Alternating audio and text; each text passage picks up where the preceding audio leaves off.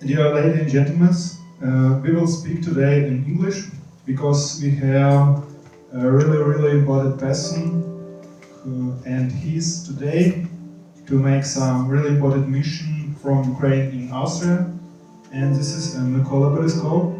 He is a head analytic from fund Save Life in Ukraine, and he will speak today about 2 years of whole war expansion and current situation and potentially risk and scenarios in that war. Mykola Belesk. Well, thank you so much. Thanks for hosting me.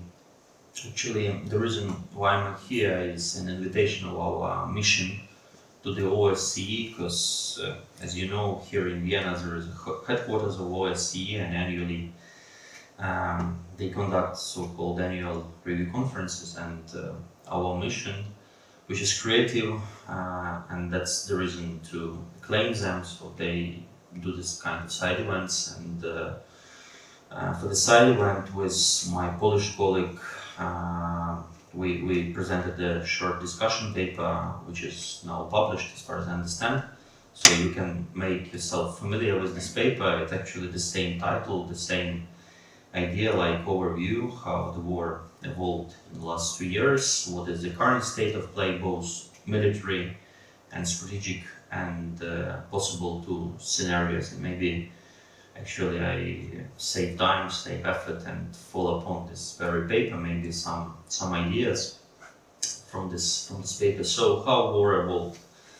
When Russia decided to broaden the scope of aggression against Ukraine, because as we all know, aggression started in 2013 when Russia illegally seized Crimea and started low-intensity war in Donbass. So when Russian regime decided to broaden the scope of aggression and turn local aggression in Donbass and simmering tensions in Black Sea in all-out war of aggression against Ukraine, so they operated from the number of wrong assumptions, very wrong, very misplaced assumptions. So they, the major wrong assumption, the one that actually decided the first months of a big war, was the assumption that Ukrainian nation is artificial nation. And the implication of this assumption is that if Russia started an all-out aggression against Ukraine, there would be little to no resistance, especially grassroots resistance. So basically, Russian leadership, political and military leadership, they proceeded from the assumption that when Russian tanks would be rolling on a major roads towards Kiev, there would be little to no resistance. And that assumption proved to be wrong, because in the first months of a big war, we've seen so-called total resistance, when it was not only armed forces of Ukraine, not only other formations, military one, but also Ukrainian resistance in general.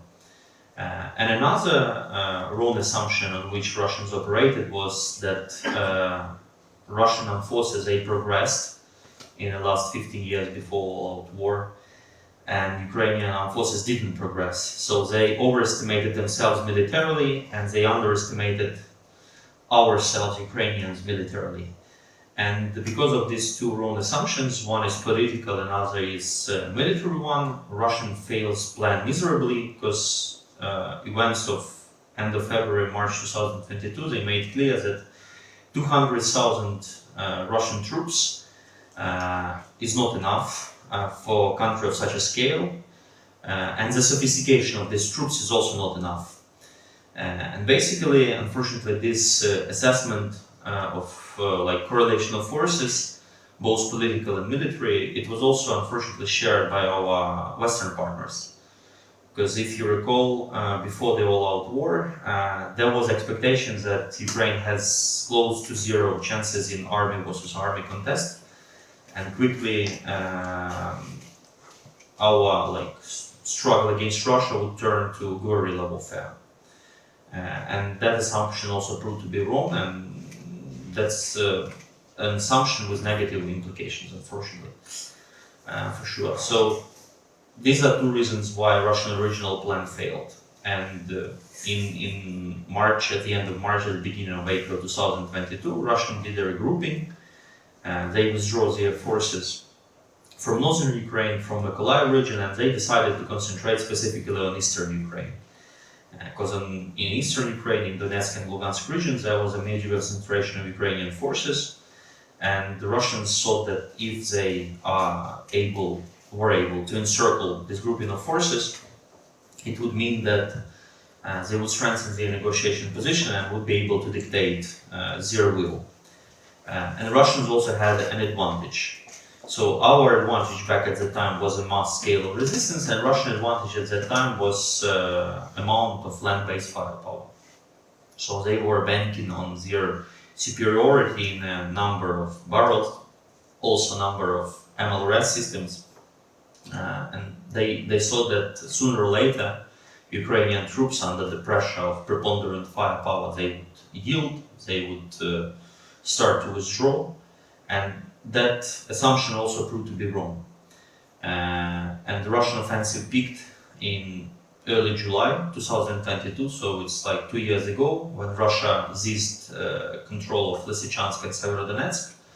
And that was a peak of Russian advances back at the time, with no mobilization.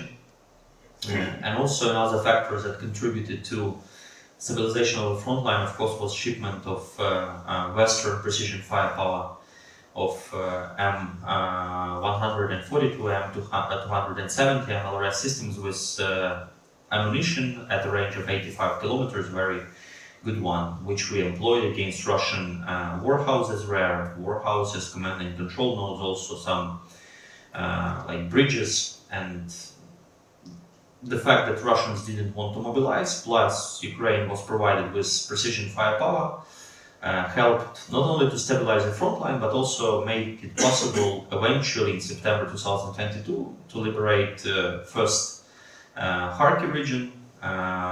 We skillfully misled the Russians with regards to our aim, so we persuaded them to do a major redeployment toward Kherson, and that's why their front line, like in Kharkiv region, was especially very thin one, undermanned, overstretched. So Russians, they have for more than 1,000 kilometers of the active front lines. They have them like at the end of August, beginning of September, approximately 100,000 troops combat. So you can calculate the density. So by the very conjunction of these factors, so the fact that Russians didn't have enough manpower, we also misled them with regards to where we are going to attack. So we created this opportunity for Kharkiv offensive, which was very unique. And each offensive is a unique situation, and it's very difficult to repeat the same feat as some people expected, for instance, in 2023. So that was the reason why we managed to liberate more than 50% of the territories Russians occupied since 24th of February. But despite the fact that 2022 campaign is regarded as successful for Ukraine, I'm pretty sure that future historians would treat period of April, October 2022 as a period of missed opportunities. Because back at that time, given the reasons I described, the lack of manpower, overstretched character of Russian armed forces in Ukrainian territory, Ukraine had an opportunity to liberate even more territories if it was supported properly. And it's well documented, there is already evidence published in Western media, in Western books, that state that it was during summer 2022 when Ukrainian military leadership asked partners, please provide us proper amount of weaponry, proper amount of equipment, proper amount of training so we can strike Melitopol. Because Melitopol, it was evident back at that time that Melitopol is key to southern Ukraine. And if you are able to strike towards Melitopol, you do not need to strike directly to Kherson. Because if you quickly come to Melitopol, it means that you are almost at the isthmus, and the Russians feel the threat to their ground lines of communications that lead from temporarily occupied Crimea to Kherson, and they would withdraw or they would be encircled. So that's why we did an incredible job in 2022. We exploited a lot of Russian mistakes and bad decisions, bad policy, bad strategy, but we were still not able to fully exploit this window of opportunity. And why Ukraine was denied this window of opportunity? For very simple reason, because from the point of view of our partners, first and foremost US, Biden administration, there is a problem, and the problem is the following one. Russian-Ukraine war is unique because it's the first time since 1945 when nuclear-armed country wage aggressive war with the aim to destroy another country and to subjugate territory and population of the other country. Basically, it's a colonial war. And for various reasons, Biden administration chose a very cautious approach. And they always have a dilemma. So, on the one side, you need to aid Ukrainian self-defense, which is natural for a lot of reasons. So, it's UN Charter, it's some principles, values, geopolitical considerations, security considerations, and all other things. But simultaneously, you are dealing with nuclear-armed country, and who knows how this country is going to respond if, for instance, it's losing war. And that was a problem for Biden administration: how to balance considerations of aiding Ukraine's self-defense, and simultaneously do it in such a way as not to give Russia an excuse to breach nuclear taboo. And unfortunately, for the reasons that, again, historians of the future, theoreticians of the future would debate hotly, Biden administration eventually chose a very careful approach that first prescribed very cautious approach, very cautious aid, instead of outright calling Russian bluff with regards to nuclear blackmail. And that's why Ukraine was aided in 2022 from the minimalist philosophy, from the idea that Ukraine shouldn't lose, Russia shouldn't win, and that's it. That's not the same as Russia should lose, Ukraine should win. And for various reasons, Ukraine was lacking equipment, was lacking trained manpower, was lacking proper amount of ammo to strike Melitopol in August, September 2022. Though, for instance, it's now clear and published that by calculations of General Zaluzhny, to do an offensive action towards Melitopol before it was reinforced with obstacles by Russians, Ukraine needed additional just 70 howitzers. It's not that much, with proper amount of munitions. And that's a problem. There was a side effect of this cautious approach. This approach which emphasized escalation management at the expense of war fighting. We usually, when we received this or that aid, it usually happened only when all other options were used and didn't provide enough result. And there were a lot of instances when Ukrainian requests for weaponry, they were either delayed or not provided in proper volume or denied for some time. And there is this good example when, clear example, not a good example for obvious reasons, clear example when there is political considerations of escalation management and there are military considerations when to these and hold so-called strategic initiative you need to have proper amount of weaponry at proper time, at proper place, to keep a tempo, not allow your enemy to regroup, to adjust. And these are the things that happened, unfortunately. So Russians with their nuclear blackmail, and a peak of Russian nuclear blackmail, it's September, October 2022. Russians, by the way, did very skillful, very successful influence operations. So they knew that their communications, they were actually monitored by the West. And they used this against the West. So originally, before the 21st of February, this monitoring of communication allowed US to know intent, because they monitored and read all these communications. But then Russians calculated, okay, they know what we're talking about, let's use it against Americans. And they started some vague talk that we are going to move some tactical nukes from storage and move it maybe closer to the front line. And it worked, unfortunately. And that's a good evidence of exploitation of very predictable opponent. So they knew perfectly well in September, October 2022 that nuclear blackmail would work, and it worked. And plus, after all the failures in Kharkiv, Putin appointed Surovikin as a head of Russian grouping of forces, as a commander. And General Surovikin, he did very successful job, unfortunately. So first, he strove newly mobilized to stabilize the front line. So there was no regard to their life. They were totally unprepared. But still they have proper amount of people now with mass mobilization, open one, first one since 1945. So they thrown these people like in Luhansk region. They also thrown prisoners to Bakhmut, and it allowed to stabilize the front line.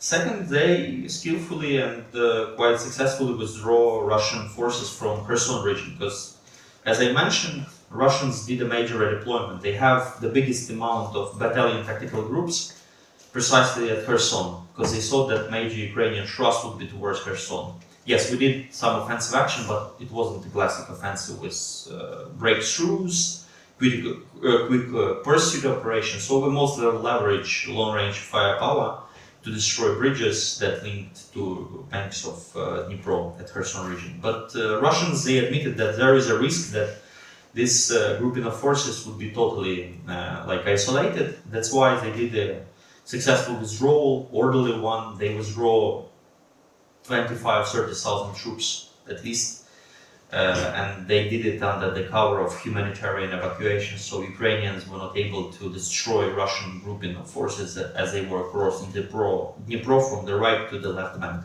because simultaneously civilians, they were evacuated, so-called. It was forced evacuation as a cover. Another thing that Surovikin did is precisely creating this defense in depth. Russian learned again the thing that whatever positions you currently control, you need to reinforce them. You need to reinforce them with obstacles, with mines, with classic defense in depth, with 3 lines of defense. And last but not least, they started this mass first barrage attacks against critical infrastructure of Ukraine. These attacks, they not only created problems for existence of Ukraine, for function of Ukraine, because modern societies depend on electricity consumption. They also deflected attention from our partners' agenda, because, as you know, there is Ukraine Defense Contact Group that is constantly debating what is priority for Ukraine, and if Ukraine energy infrastructure is targeted, then it means that air defense is the most important thing, instead of equipment necessary for classic land offensive operation, which is main battle tanks, infantry fighting vehicles, artillery systems, air defense, and others. So they also deflected attention, and they basically created proper density of troops for the front line that decreased almost 2 times compared with the summer 2022.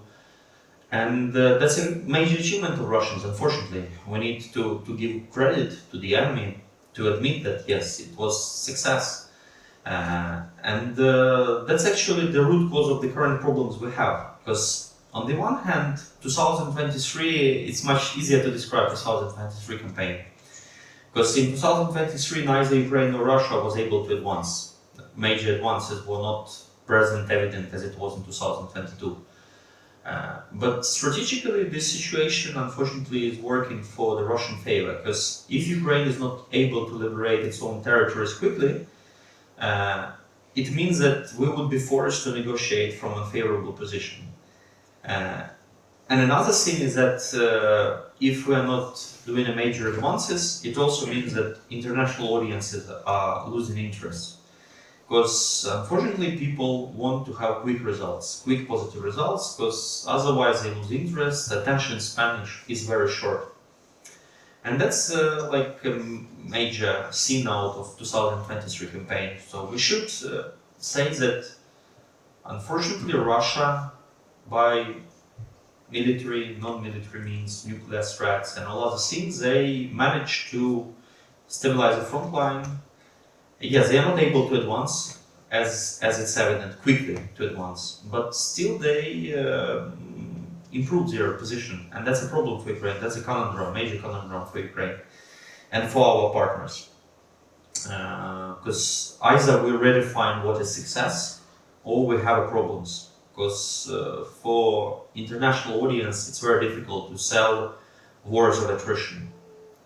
People don't like wars of attrition. People like wars of maneuver, movement. So people, especially in Western countries, which had an experience of World War I, when they hear about wars of attrition, no wars of attrition. We want quick results, and that's a problem for Ukraine, for its partners. Because if Ukraine fail, let's imagine this negative scenario, it would be treated not only as a failure of Ukraine, it would be treated as a failure of countries which support Ukraine. So there is a credibility problem for our partners. But there is also a problem how to engage resources, how to engage attention, because it's evident that crisis management we've seen in 2022, 2023, it's not working. So doing just barely enough to prevent Ukraine from losing, it's not sustainable. That's why we've seen that it was so difficult for the Congress to agree with the package of assistance recently adopted. So it took them almost 7 months to agree. And the reason why it was agreed, one of them, is that because the situation was deteriorating and the situation was progressing negatively for Ukraine, not in Ukrainian favor. And that's a major problem for Ukraine, for our partners. So how to engage resources while courageous management is reaching its limits, and still it's very difficult to persuade general audiences why it's important to invest in defense. And it's especially difficult in democratic societies, postmodern democratic societies. And maybe to sum it up, just a little bit about Russians, so how they perceive the situation and how the situation changed. And it's not only about military. Russians are waging a very holistic exhaustion strategy against Ukraine. And this holistic exhaustion strategy against Ukraine, it has both military and non-military dimension. Military dimension is very straightforward. So they just need to sustain current level of fighting, current intensity of fighting along the front line for some time. Plus, target our critical infrastructure, and with this not only make country dysfunctional, but also to scare people, technology capital out of Ukraine, to make Ukraine more and more untenable for life. That's a military part of the complex exhaustion strategy. There is unfortunately a huge non-military part of this strategy. And it's first and foremost at different information operations, different operations aimed at the people perception. So Russians, they spread different narratives that aim to undermine two consensuses. One inside Ukraine, that Ukraine should fight to improve its negotiation position, and outside consensus that our partners need to aid us.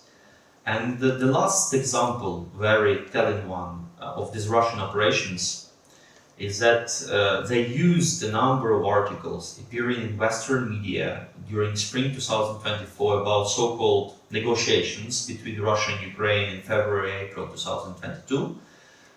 But it was not negotiations, it was less for me consultations more. And some preliminary ideas discussed as an instrument against Ukraine. So they say very simple things. So we were on the verge of some major agreements that might have prevented other war, destruction, loss of life, and all other things. So why Ukraine is so stubborn right now?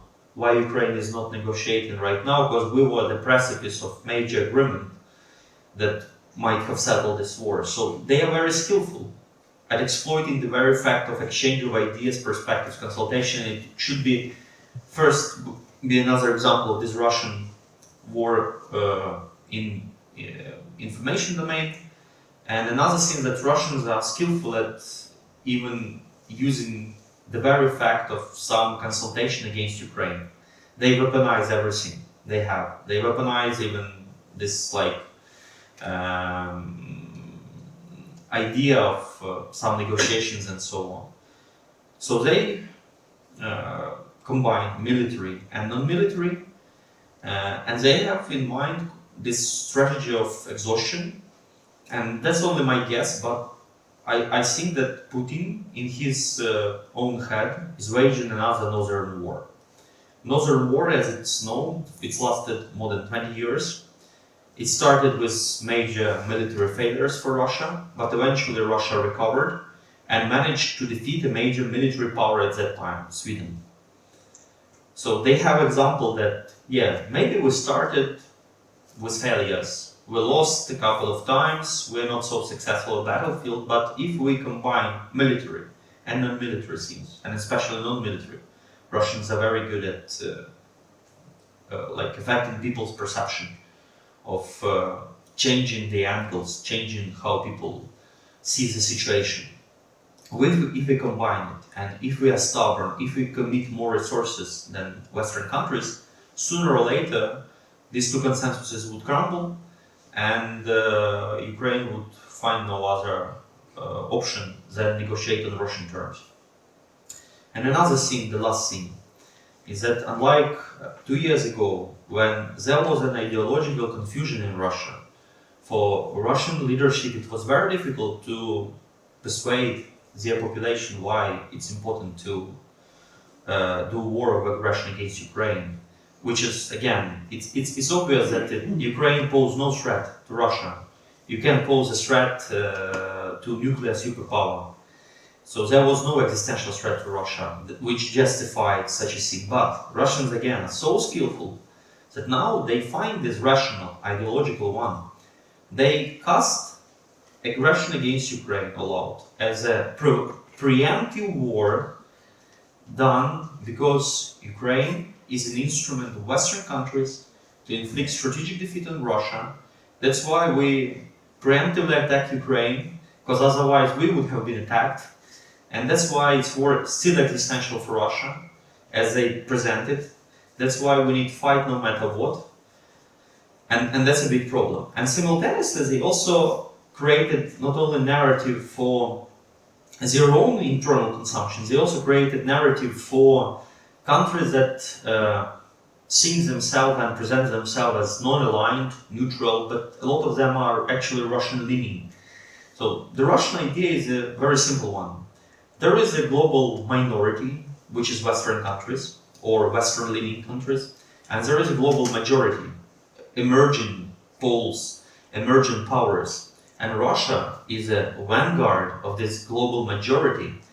And if Russia is successful in its aggression against Ukraine, it's a first major victory for a revolt of global majority against global minority that is no longer dominant, and that's a problem because again it resonates, unfortunately, and we see that some countries, they calculate differently cost and benefit effects, and that's also, we should credit Russians with ability to skillfully turn things upside down, to say for the black it's white and white is black and vice versa. So they are very skillful, they adjusted and they are adjusting, and that's a problem. And that's again returning to my original idea. So if you lose tempo, if you allow your enemy to adjust and regroup, it means that you need to start anew, maybe in less favorable position, because 2 years ago it was more easier to persuade why it's important to support Ukraine, and the stock of Western munition was bigger one. And again, the last idea, do a very simple thought experiment, very simple one. Imagine that the weaponry that was given to Ukraine in the first 18 months of the big war was given to Ukraine in the first 6 months of the big war. What kind of effects we might attain? I'm pretty sure that we would be able to liberate everything that's Russian occupied, at least since 24th of February 2022. Maybe even we were able to liberate Crimea, who knows? And that's a problem, and that's a challenge. And maybe really the last thing. Well, Ukraine has a problem because arguments we used, they are not as persuasive as they were. We used a lot of different arguments from different angles. Why it's important to support Ukraine? It's about values, it's about geopolitics, it's about security, it's about world order, precedent, humanitarian considerations, all other things. And we use all these arguments. And now people still expect. So give us another evidence, another proof, another idea why we should support Ukraine. And the stock of these arguments, it's not limitless, it's limited. And now we are reaching the limits of these arguments. And that's a huge problem for Ukraine, because I do not envy President Zelensky. President Zelensky in the end has only one power, it's the power of persuasion. Really. So he can plead persuasively for both inside Ukraine and especially outside Ukraine. And he did quite a good job in 2022 when his arguments were persuasive. So he used Ukrainian readiness to fight to go to our partners and say, there is a readiness to fight, give us weaponry. He get this weaponry, at least minimum amount. We attained some results. There is, again, resolve, strengthening Ukraine, and there is this positive cycle, self-reinforcing positive cycle of two consensuses reinforcing each other. And now we see that we have a problem of sustaining these two consensuses. In no small measure because the persuasiveness of our arguments is not as powerful as it was 2 years ago. And that's precisely the Russian calculation. More this war is allowed to go on, more it would be difficult to Ukraine engage interest, resources, be more persuasive. That's their very negative, very satanic, I would say, calculation, but it's working. Unfortunately, we have problems. And again, I don't envy our leadership, because yes, we need to do some other things inside our country, but in the end, it's only a power of persuasion for outside audiences, and this power of persuasion is not working as much. So, but to finish more positive, so we actually have no other option than to continue fighting, but we need to do it skillfully. So we need to attain 4 goals for Ukraine. First, for sure, to inflict maximum damage to Russia, so they both cease aggression against Ukraine here and now, and also maybe ideally they start to reconsider in general how they perceive themselves, what it means to be a great power in the 21st century, so the post-imperial transition to start. But there is another thing. We also need to do it while preserving Ukrainian nation, preserving functioning of our state, and preserving our statehood.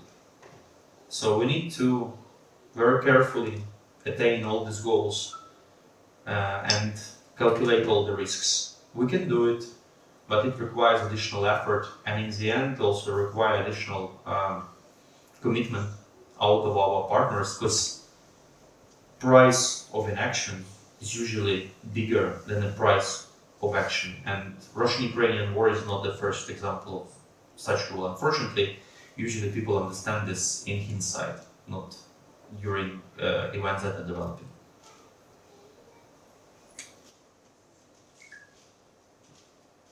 Okay, we just go to another phase. I just want to translate a little bit, some stuff for other people, they don't really understand English.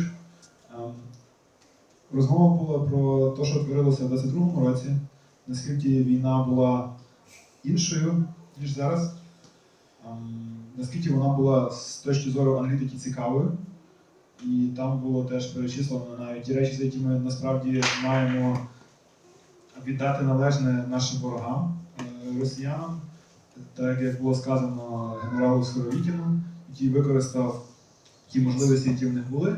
Вони насправді кидали людей на м'ясо, але вони виконували це в рамках своїх інтересів і виконали ті завдання, які були поставлені. І тому ми знаходимося там, де ми знаходимося.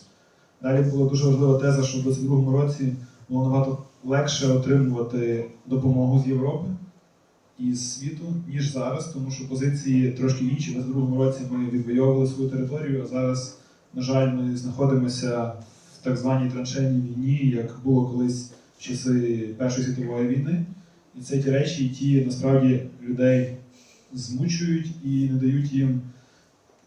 Всі хочуть екшену, всі хочуть бачити якісь активні дії, які насправді надзвичайно складно в такий момент показати, тому що, як ви розумієте, сили наші, вони насправді теж виснажуються дуже швидко, і ми не дістаємо достатньої кількості забезпечень для того, щоб вести цю війну більш активно.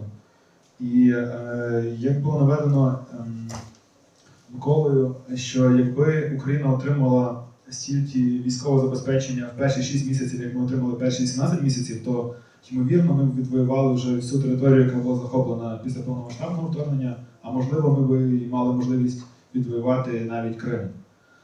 І ми попадаємо в дуже складну ситуацію, тому що ми залежні від країн Європейського Союзу, Америки і інших континентів, тому що насправді ми на даний момент не можемо повноцінно самі вести війну без їхньої підтримки. І це найгірша з проблем, тому що ми мусимо кожен раз переконувати наших партнерів підтримувати нас.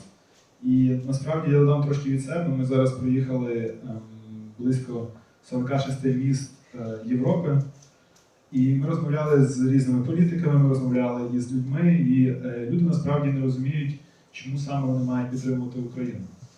Дехто не знає навіть взагалі, що війна далі триває. І це, з моєї точки зору, є найбільшою помилкою взагалі інституції держави Україна, тому що інформаційно ми насправді в Європі, у світі програємо війну в Росії.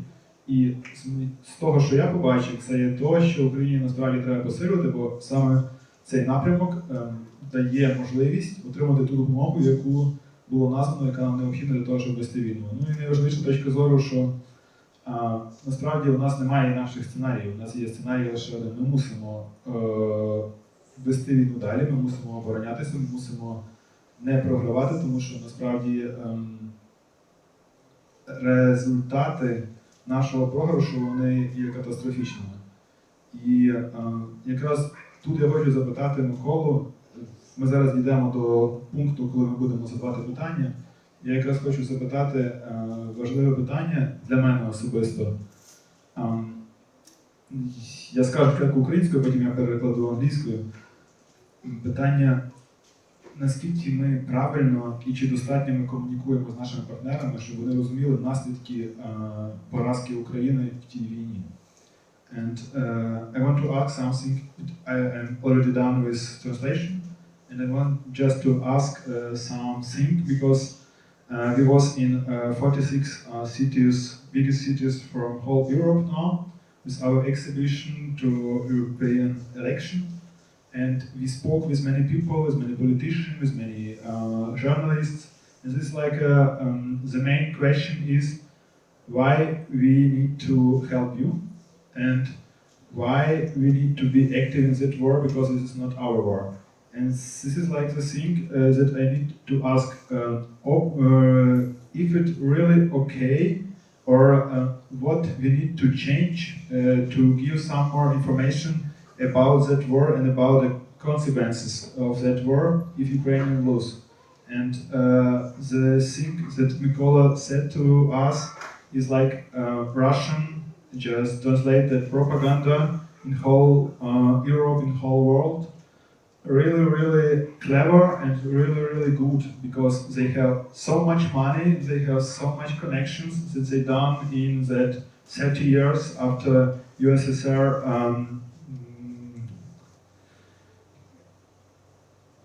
the end of USSR, and this is like that thing that we don't do really good.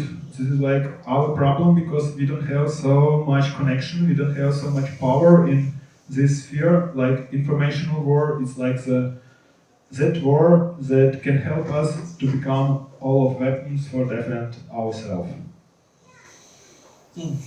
That's interesting question, difficult one. First, as I said, we have this problem that stock of arguments is not limitless, and we indeed tried as much as we can. So, with that, well, if you want to have a security, you need to support balance of power. Support balance of power, it means Ukraine, support of Ukraine.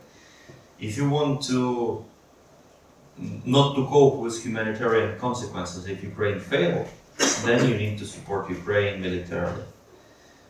If you want to prevent the precedent for the world politics, because it's not only about Euro-Atlantic area, but in general for the world, you also need to support Ukraine, because there is a bunch of countries of would-be aggressors, let's be honest, that also look at carefully how this war is evolving, and they also make their own conclusions, first and foremost in China. So there is a lot of different angles, and we almost tried them.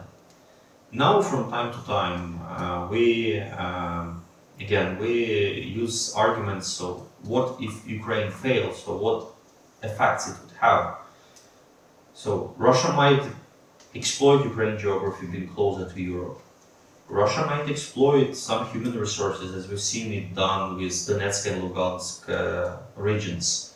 So when these regions were occupied, then people were issued so-called Russian passports, but unfortunately they didn't know that there is another side of these Russian passports, that you might be conscripted in Russian army.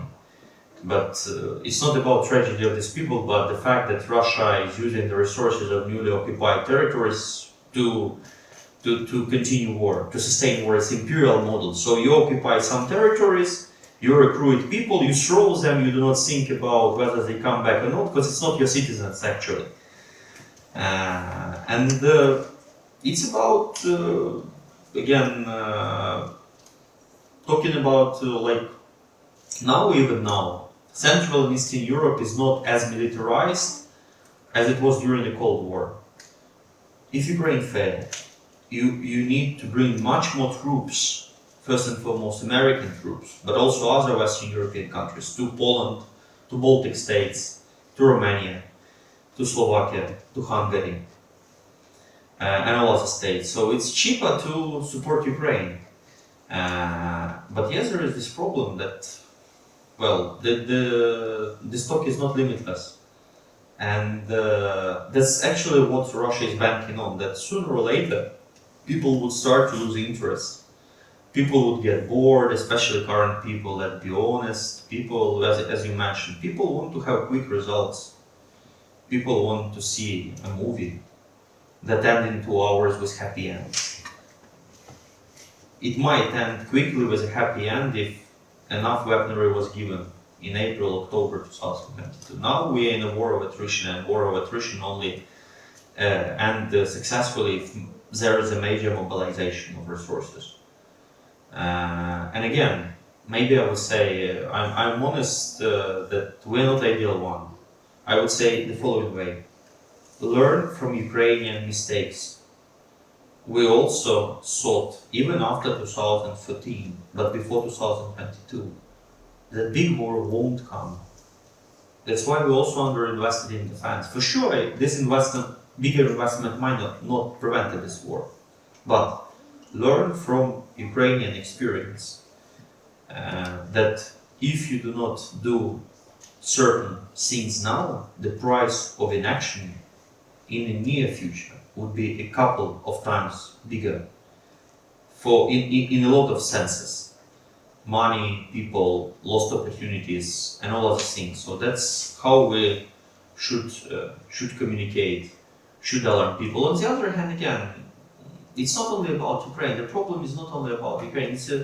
It's about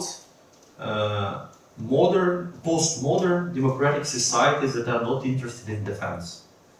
Military is not sexy. Military career is not a proper career of choice. It lost its attractive power as a major direction for for your life and for social development and all the things after World War II slowly start losing. So people not interested in military career, societies are not interested in military things, and not interested in defense spending. And it's also happened, by the way, in Ukraine. So those politicians who argued before the war that we need to spend more in defense, they were not treated favorably.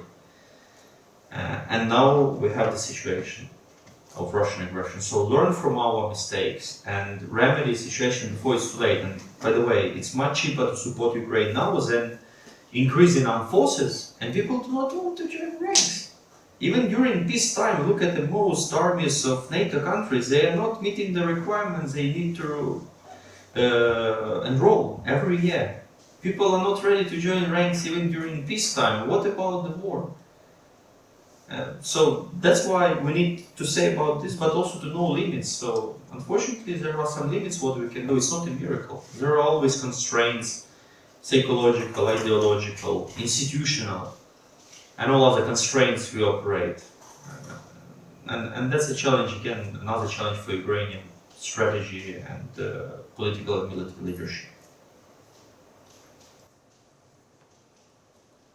Зараз я коротко підсумую українською. Тут було сказано зараз дуже багато про те, що людям було повторено теза, що людям насправді в Європі, в світі не цікава війна довгострокового, ця траншейна війна, про яку ми говорили. Всі хочуть, я процитую, всі хочуть фільм, який буде 2 години тривати і закінчиться хеппі-ендом. І так має виглядати війна для середньостатистичного жителя Європи, світу. І, на жаль, ми стикаємося з тою проблемою, що так в реальності не існує, і є велика проблема в Європейському Союзі і світі, тому що люди не готові навіть зараз, в відносно мирний час до війни, вони не вірять так само, як колись і ми не вірили, що прийде 2014 рік, а потім ми 8 років не вірили, що в 2022-му почнеться повномасштабне вторгнення, тому що люди не готові до тих сценаріїв, і так простіше жити. Так простіше жити всім. І далі є дуже багато факторів. Далі є соціологічний фактор, соціальний, психологічний, емоційний і так далі. Але вони всі підсумовують одне єдине те, що було сказано. Насправді вибору у нас немає, а в світу ще є вибір зараз. І в них є вибір насправді включитися активно, тому що набагато дешевше і краще інвестувати в когось, хто боронить тебе, ніж потім самому включатися в ту боротьбу. Тому що я тільки можу підтвердити, ми проїхали зараз цілу Європу, і майже всі країни Європейського Союзу, вони живуть нормальним, спокійним життям і не переживають, що буде завтра, тому що вони не вірять, що війна може в них прийти. Окей, є декілька країн, які насправді вірять, що таке може трапитись. Це є Литва, Латвія, Естонія, Фінляндія.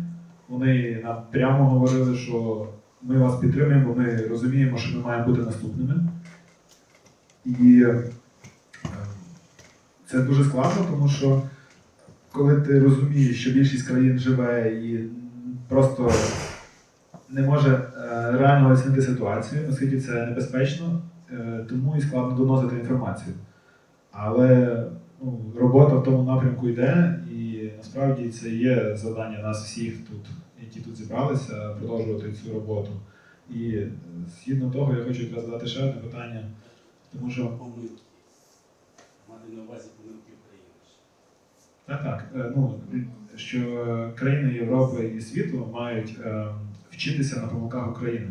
І ті помилки я назвав раніше, це якраз думка про те, що війни не буде і якось воно та й прийде. Але так не буває, і якраз моє продовження питання було про те, я хотів поцікавитися, як доноситься та думка, і чи насправді, і мене найбільше цікавить, якщо ми наведемо паралелі з 20 століттям, в якому році ми зараз знаходимося, з 33 по 39. Мені було цікаво почути, в якому році зараз знаходиться світ.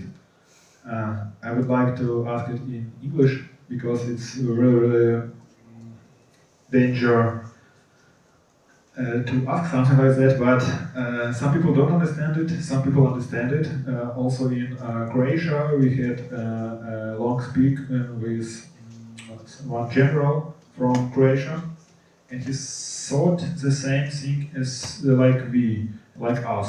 And the same thing was in which year from 20th century we stay now. Because so much people understand it that this is like a pre-time to third World War, and some people don't understand it, and they don't understand the scale of that invasion and scale from results from that invasion. Well, historical analogs, it's a very tricky thing, and usually they have problems on one leg or both legs, this historical analogs. So I won't dare to say in which year, because it's really difficult to make these examples, because some people say that situation now resembles on the age of World War II, or even some say that another World War is already ongoing. As for me, that's not the best way to say about this. So to have World War classic world war. You need to have major powers fighting each other. It's not happening right now. Now we have a situation, one regional power, nuclear armed, with its inheritance of USSR, which is not able to back actually long-term attack another country, sovereign one, with the aim of subjugating it. And this country is subject of aggression, is supported by a coalition of countries, maybe not ideally, but still supported. And with this in mind, I don't know, it might recall like some conflicts, proxy conflicts of Cold War, for instance. Because again, to have a classic world war, you need to have major powers fighting each other. Now major powers are US and China, they're not fighting each other, and God forbid for them to fight actually, because it would have negative consequences around the world, so it shouldn't be excluded fully, because people are prone to mistakes, and that's natural. Like thinking that no, we might be more successful in quickly attaining our goals militarily.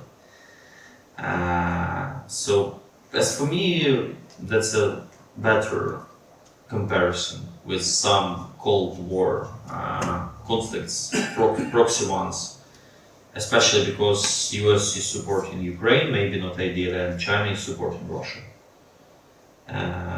While this conflict, it confined geographically to Europe, but its implications might be worldwide character. Because comparing with 1933, 1939, there was a number of conflicts, number of major wars, but well, Italy quickly crushed Ethiopia very quickly without any aid. Ethiopia didn't receive any aid, unfortunately. So we know Ethiopia. There was also this internal fight in Spain, and different sides supported different parties to this conflict. But again, we don't have a civil war in Ukraine, despite Russian attempts to depict the events of 2014-15 as a civil war. That's why I don't know as for me it's a questionable thing to compare with 1933, 1939, or even early stages of World War II right here, right now. Because again, to have a world war, real world war, you need to have major powers declaring war on each other and have a kinetic shooting conflict. Everything else is confrontation. Maybe more controlled, less controlled. Again, in Cold War, that's by the way a very interesting case. For people in Europe, Cold War was cold. Yeah, it was armed. Grouping of forces were looking at each other in Germany, for instance. But it was Cold War. For a lot of countries of Asia, Africa, Middle East, it wasn't cold. There was a number of conflicts, very deadly ones, with a lot of casualties. And that's for me right now what we see in Ukraine, Russian aggression in Ukraine, is more turning as a proxy conflict between two coalitions. One that want to support present world order, and another that want to push for another world order where might make right. So as for me now, and that's a tragic development, by the way, very tragic development to be turned into a proxy war of two such coalitions, because that's, by the way, the idea of actually Russia want to sell China the idea that if we are successful in Ukraine, you would benefit out of it. There are different camps in Chinese leadership, but there are Russian attempts precisely to present this war as a proxy between these two camps. And again, as I said, there was this global minority, declining powers of West, and global majority, the rising powers of global majority, new centers of power, and so on. And as for me, it's more like a Cold War. But back at the time, it was US and USSR. Now it's US and China.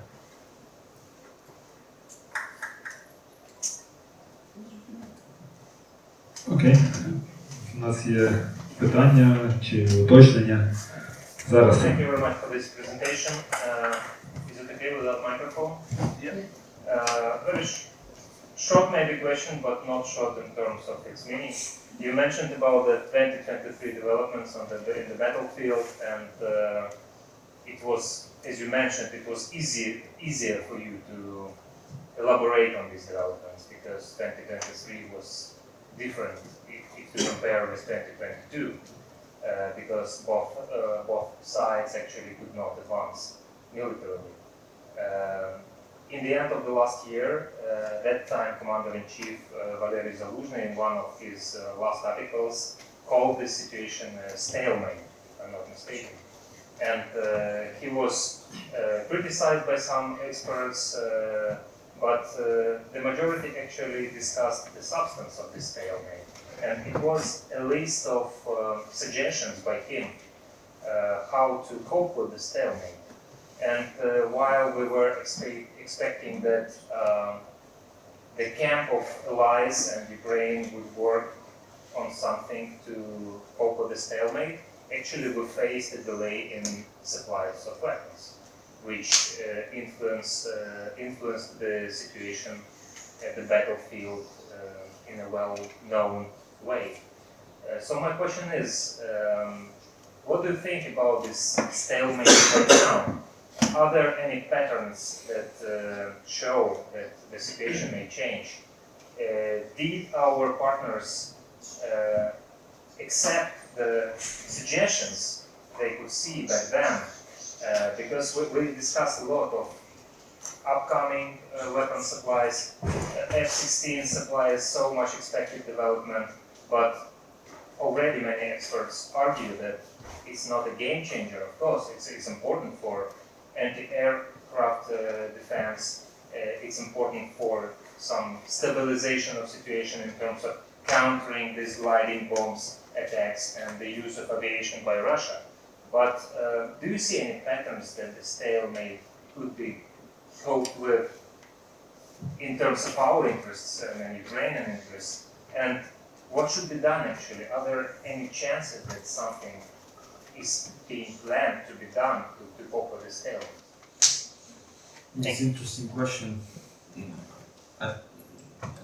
And it affects a lot of dimensions, problems about warfare. But maybe I'll start with like an idea that even stalemate is not guaranteed. Even to have a situation of stalemate requires a lot of resources and a lot of adjustments by both sides, and especially by Ukrainian side.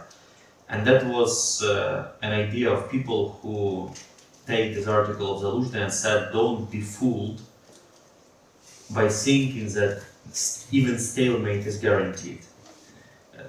And there is this interesting saying that in some situations, just to stay on the same place, you need to run quickly. In military domain, it means that even to have a stalemate, it means that both sides should adjust quickly to new realities, to find some measures and countermeasures to enemy measures. Because if there is no constant adjustment and no constant supply of munitions, even stalemate, which is very difficult to sell, even stalemate is not guaranteed. And unfortunately, at the beginning of this year, during February, April 2024, we've seen that stalemate is not guaranteed. And battle for Avdiivka made it clear. So when Russia started at the last iteration of attacks around Avdiivka, it was mid-October 2023. For the first 3 months, we were successful in arresting Russian advances. And then, since mid-January and January of 2024, the situation deteriorated. And it coincided with almost full stop of US assistance. And we've seen that even that stalemate is not guaranteed. And to have a situation of stalemate, you need to invest constantly. Ideally, you need to adjust quicker than your enemy adjusts, because enemy is also learning. Maybe Russians are now not able to advance quickly, but they for sure adjusted in terms of waging successful defense. That's why for us it's so difficult to do offensive action. And slowly they are adjusting in terms of gaining upper hand and maybe opening opportunities for offensive push. The major example of it is glide bombs. Russians started experimenting with glide bombs in March 2023. They improved its technology, they tested this technology during 2023. And since the beginning of 2024, now they employ daily at least 100 to 150 glide bombs at different sectors on the front line. And for us, it's very difficult to counter them. And yes, it may not on its own quickly create a major opening, but cumulatively, along with other things, it creates problem for Ukraine. And that's a problem. So even to have a stalemate, you shouldn't take it for granted. You shouldn't take it by default. It appears only if both sides constantly adjust, engage resources necessary one, and then you have a stalemate. So we shouldn't take even the stalemate not for granted. Yes, we should exploit the fact that this war favors defense if it's properly resourced. And we should treat as much Russians as possible when they try to advance. But to take for granted this prevalence of offense for defense is not is not our option, and that's a problem. Though in general, stalemate is very difficult to say. As to how we can overcome it, as for me, almost all technologies we need to overcome stalemate are present. The only problem is to employ them at scale and to synchronize it. And now we have a major problem, because war is becoming more and more complex, modern one. In World War I, to be successful on the battlefield, you need two systems, artillery and infantry. During World War II, main battle tanks and aviation added. During Cold War, it was also missiles and both conventional and unconventional, and also electronic warfare. Now it's also different UAVs, plus also more prevalent, pervasive electronic warfare and electronic intelligence. So you have infantry, artillery, different kinds of armor, air defense, aircraft, electronic intelligence, and electronic warfare, and maybe some even artificial intelligence. So almost 10 different branches, and you need to combine them and do it at scale. And only then you can first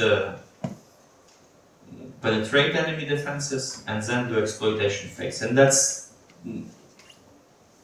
like evidence why it's so difficult that Russians are also not able to master everything in short order of time. So as for me, there are already solutions to this problem. The only problem is to employ them at scale and employ them in proper order, in proper sequence, with a proper scale. And that's a challenge for the both sides, how to do it. And yes, there is another problem. If weaponry is given like bit by bit, it gives enough time to adjust. And we've already even seen it with regards to US precision-guided munitions. So when US provided us originally HIMARS with General Atmo, it was successful almost 100%. Now it's not successful 100%. The efficiency rate of Excalibur guided projectile is closing to zero.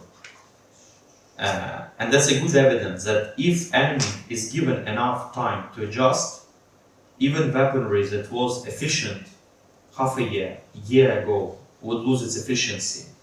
And that's a problem. So, three major conclusions. Stalemate is not guaranteed, unfortunately.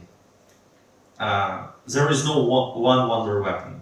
Only a combination of specific systems would create a major opening for offensive action. The only thing is to combine them and synchronize them. And last but not least, if you give your enemy time to adjust, even most efficient systems would lose its efficiency and become less and less effective. And it only evidenced, it was evident in history, but again people learn it anew, and that's a problem. Це була дуже комплексна відповідь. Зараз я... Ви зрозуміли. Все, я тоді не перекладаю. Окей. Можна сказати? Так. Ви сказали, що ви проїхали 46 міст і ви побачили, що люди не готові воювати. Що прості люди, вони не розуміють війни, вони не хочуть цього приймати участь, але це досягнення цивілізації. Це те, чого прагнуло людство завжди, щоб всі були друзями, і щоб ніхто проти інших нічого такого не задумував. А тут політики, вони зрозуміли, що війна може прийти в інші країни Європи, вони кажуть, так, а тепер ми будемо готуватися до нових війн, ми будемо будувати нові заводи, ми будемо виробляти більше зброї. Це лицемірство. І це хибно. Люди працюють, будують, хтось лікує, хтось танцює, і вони живуть своїм життям. Але вони вибрали вас, політики, саме для того, щоб ви зробили так, щоб не було війн. Ви маєте домовлятися з тими, якщо ви бачите, що хтось щось затіває, ви маєте розмовляти, ми маємо бачити, як ви розмовляєте. Не дзвонити там Макрон Путіну вночі, а ми маємо ці дебати бачити, можна навіть приймати в них участь, і ми маємо, щоб ви вводили на чисту воду тих, то вони ж не мають рації. Ті, які кажуть, що ось НАТО, страшне НАТО хотіло напасти на Росію, і він це казав і в 2008 році, там в Мюнхені, він казав, що нас тепер слухають, і всі хіхікали, а мали би аргументи свої відбігати. І навіть зараз треба аргументувати, і треба, політики мають грати. І так, як ми, на що вони і були призвані.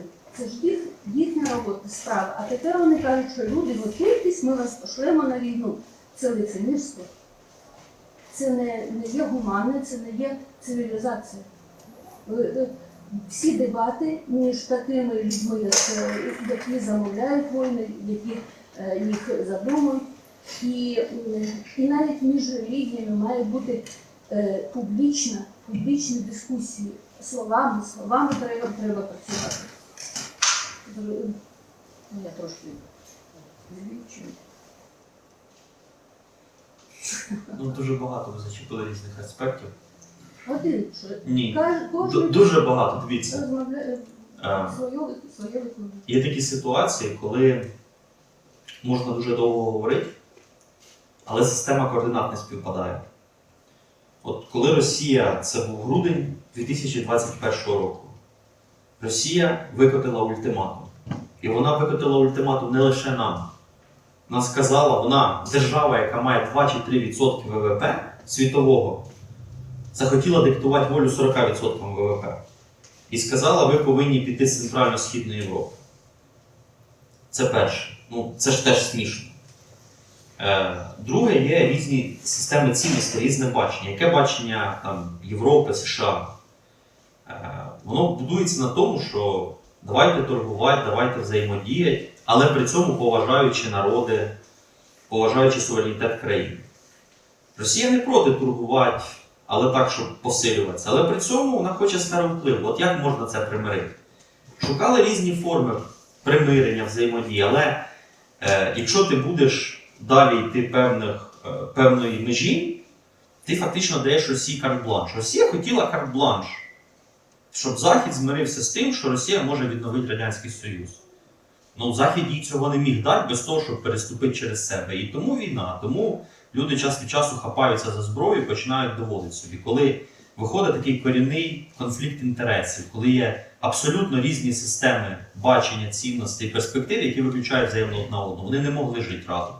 Буде або західна система, або російська система. Вони не можуть жити разом. Ми просто попали під каток історії, нам не поталанило.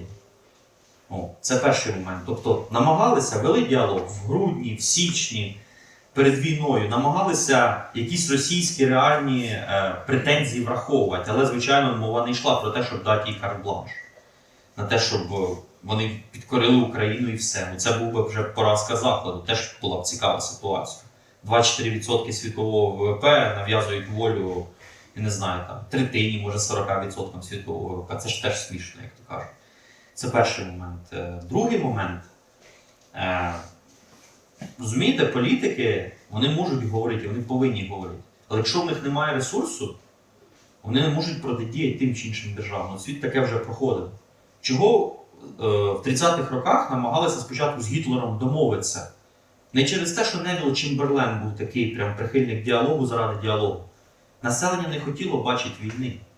І да, це дійсно парадокс, який ще окреслили римляни про те, що хочеш миру, готуйся до війни. Хочеш мати безпеку, інвестуй у неї. Хотілося б, звичайно, жити у світі там, кінця історії, де дійсно люди займаються виключно там, мистецтвами, саморозвитком і іншими питаннями. Але поки що, на жаль, ці ідеї не перемогли, вони не універсальні, вони не розділяються всіма. Хтось хоче займатися мистецтвом, хтось хоче велику Росію чи великий Китай. Як робити після цього? І в демократичних країнах, ну, знову ж таки, дивіться, в Росії Путін не повинен нікого переконувати, чого треба більший відсоток ВВП виділяти на оборону. Він просто взяв і виділив його, а комусь не так є Лубянка. А в західних країнах будь-який політик повинен прийти і сказати: шановний виборець, будь ласка, поділись своїм споживанням на користь обороноздатності, щоб жити краще. Бо якщо ти не, вірніше, щоб жити безпечніше. Бо якщо ти не поділишся, не буде нічого доброго. А просто так диктувати свою волю вони не можуть. А не маючи аргументів на руках, воєнної сили в тому числі, ну, взаємодіяти з Росією чи з Китаєм ну, дуже важко. Тому тут я б сказав так, є недопрацювання і політиків, які не хочуть інколи ставити важкі питання, бо завжди є вибір. От зараз в Британії. Британія нас підтримує. Але жодна з партій не захотіла говорити, відкрито казати, треба більше витрачати ВВП на оборону. Бо вони розуміють, що вони програють цей вибір. Ну, консерватори і так програють, але лейбористам не з руки. Може, потім вони повернуться. Ось і все. І так само, ну, всі ми люди, розумієте, ми всі ліниві в багатьох сенсах, включно з геополітикою. Дуже довго можна приймати як даність, що є безпека, немає загроз, що ця безпека не вимагає жодних зусиль, а потім світ міняється. Тому що там Росія накопичила силу. От. В 90-х роках нам не треба там було, наприклад, ну, турбуватися за свою безпеку, бо Росія була слабкою. А тепер Росія сильна, і ми не потурбувалися про свою безпеку. Ми отримали те, що ми отримали, ну, бо світ цинічний.